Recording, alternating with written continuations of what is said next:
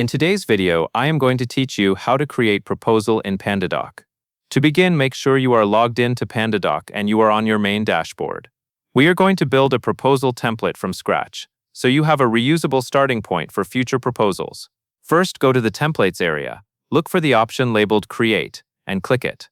From the menu that appears, choose Template, and then select Blank.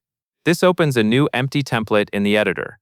Starting with a blank template is helpful because you control the layout and only include the sections you need.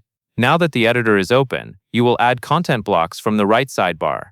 On the right side, click the plus icon to open the content options. Find the text block, then click and drag it onto the page where you want your main content to appear. Once it is placed, click into the text area and begin typing your proposal content, like an introduction, project overview, or scope. Keep your text clear and organized, and use spacing to make it easy to read. Next, you will add pricing. In the same right sidebar, locate the pricing table block. Click and drag the pricing table into your document, usually below your main text, so the reader can review the offer and then see the numbers. The pricing table is designed for line items, quantities, and totals, so it keeps your pricing clean and professional. After you drop it in, you can adjust it later to match your services and structure. After your content and pricing are in place, set up who needs to sign. Go to the top right and click Add Roles.